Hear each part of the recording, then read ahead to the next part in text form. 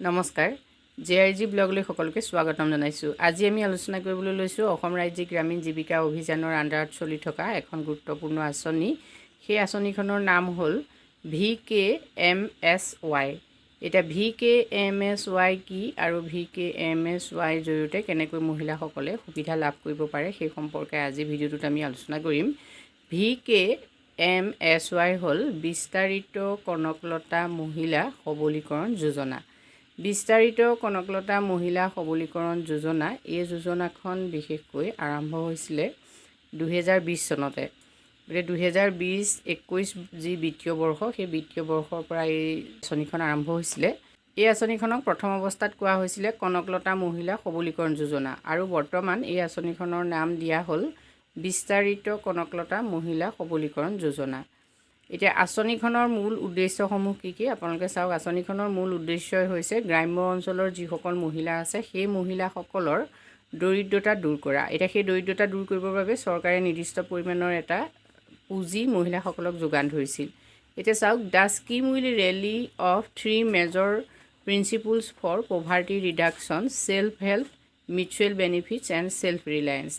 Poverty ৰিডাকশ্যনৰ বাবে ইয়াত 3টা নীতি গ্ৰহণ কৰা হৈছিলে। তাৰে প্ৰথমটো আছিলে ছেল্ফ হেল্প, মানে আত্মসংস্থাপনৰ জৰিয়তে নিজে নিজক সহায় কৰা, মিউচুৱেল বেনিফিট পাৰস্পৰিকভাৱে উপকৃত হোৱা আৰু ছেল্ফ ৰিলায়েন্স আত্মসংস্থাপিত হোৱা। এই 3টা নীতিৰ ওপৰত ভিত্তি কৰি দৰিদ্ৰতা দূৰ কৰাৰ লক্ষ্য গ্ৰহণ কৰিছিলে বিস্তাৰিত কনকলতা মহিলা সবলীকৰণ যোজনাখনে।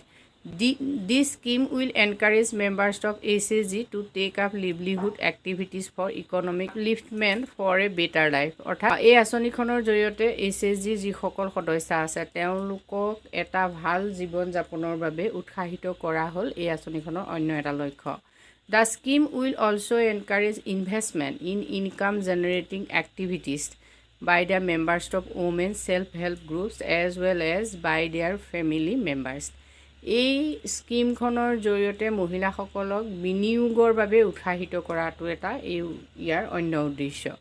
আৰু the scheme will enhance mobilisation of credit from bank to women SHG for higher investment to income generating activities by the members. এতিয়া SHG গ্ৰুপবিলাকক বেংকৰ জৰিয়তে ক্ৰেডিট যোগান ধৰাৰ ব্যৱস্থা কৰা, লগতে তেওঁলোকে আয় উপাৰ্জনৰ কামত ইনভেষ্টমেণ্ট কৰিব পাৰে সেই ক্ষেত্ৰত গুৰুত্ব আৰোপ কৰা।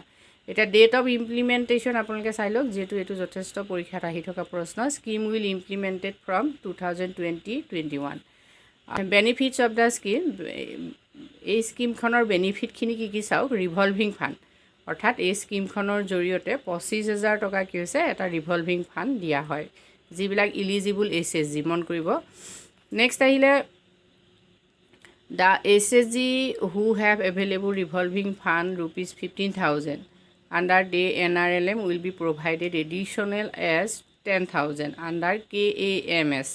Similarly, the SHG who had available revolving fund 10,000 under SHGY will provided additional 5,000 under the ASRLM as 10,000 under KAMS.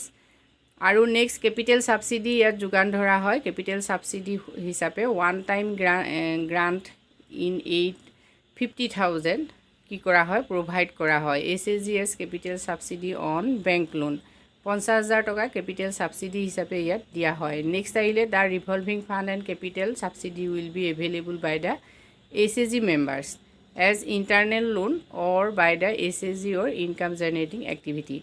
এতিয়া ইয়াত কেপিটেল ছাবচিডি আৰু ৰিভলভিং ফাণ্ড এই দুয়োটা কিন্তু অন্যক দিয়া নহয়, মাত্ৰ SHG গ্ৰুপবিলাককহে দিয়া হয় যাতে তেওঁলোকে ইনকাম জেনেৰেটিং কৰাৰ ক্ষেত্ৰত কাম কৰিব পাৰে। টাৰ্গেট গ্ৰুপবিলাক চাওক। Self help group promoted under Assam state rural livelihood mission will be provided benefits to the scheme subject to the fulfilment of the eligibility norm of the scheme. এতিয়া যিখন কনকলতা মহিলা সবলীকৰণ যোজনা ইয়াৰ টাৰ্গেটিং গ্ৰুপ হ'ল SHG, মানে অইনে ইয়াৰ সুবিধা লাভ কৰিব নোৱাৰে। ইলিজিবিলিটি ক্ৰাইটেৰিয়াখিনি চাই লওক।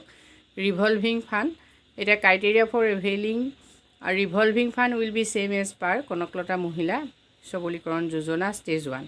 অৰ্থাৎ প্ৰথম কথা হ'ল তেওঁলোকে ৰিভলভিং ফাণ্ড পাব লাগিব। Capital subsidy SHG should be in active existing in the field at least 6 months as per the books of records of SHG মানে 6 মাহ তেওঁলোকৰ হ'বই লাগিব কেপিটেল ছাবচিডি তেওঁলোকে পাবৰ বাবে 6 মাহ তেওঁলোকৰ হ'ব লাগিব প্ৰথমতে ষ্টেজ 1ত তেওঁলোকক কনকলতা মহিলা সবলীকৰণ যিটো ৰিভলভিং ফাণ্ড দিয়া হ'ব তাৰপিছত কেপিটেল ছাবচিডি দিয়া হ'ব যদি 6 মাহ তেওঁলোকৰ হৈ গৈছে SHG গঠন কৰাৰ লগতে যদি পঞ্চসূত্ৰ তেওঁলোকে মানি চলিছে তাৰপিছতে কি হ'ব লাগিব it will not be considered mandatory date for availing capital subsidy the SHG should avail revolving fund under Kanaklata Mahila Sabalikaran যোজনা যদি তেওঁলোকে কনকলতা মহিলা সবলীকৰণ যোজনাৰ জৰিয়তে ৰিভলভিং ফাণ্ডটো পোৱা নাই তেতিয়াহ'লে তেওঁলোকে পৰৱৰ্তী যিখিনি গ্ৰাণ্ট সেইখিনি কিন্তু নাপায় যদি SHGটো কি হয় নন পাৰফৰ্মিং এছেট হিচাপে বিবেচিত হৈ থাকে বেংকত তেতিয়াহ'লে তেওঁলোকে কি হয় কেপিটেল ছাবচিডি তেওঁলোকে তেতিয়াহ'লে নাপাব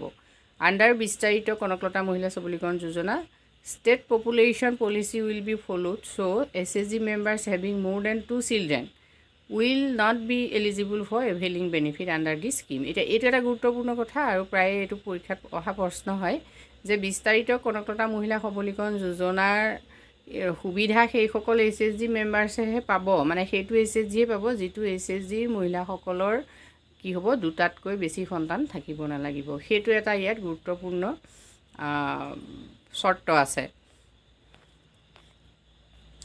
নেক্সট চাওক ইমপ্লিমেন্টেশ্যন এজেন্সি হ'ল Assam state rural livelihood mission under PNRD department of Assam বিস্তাৰিত কনকলতা মহিলা সবলীকৰণ আঁচনিৰ জৰিয়তে 2020-21 চনত যথেষ্ট সংখ্যক SHG উপকৃত হৈছিলে আৰু বৰ্তমান অৱস্থাত এই আঁচনিখনৰ পৰা কোনোবাই সুবিধা পাইছে নেকি যদি আপোনালোকে সুবিধা পাইছে তেতিয়াহ'লে কমেণ্ট কৰি জনাব আৰু SHGক লৈ যেহেতু চৰকাৰে বিভিন্ন ধৰণৰ আঁচনি সময় গ্ৰহণ কৰি আছে গতিকে এই আঁচনিবোৰৰ সুবিধা পাবলৈ হ'লে আপোনালোকে SHGৰ যিখিনি ৰুল ৰেগুলেশ্যন সেইখিনি মানি চলিব ধন্যবাদ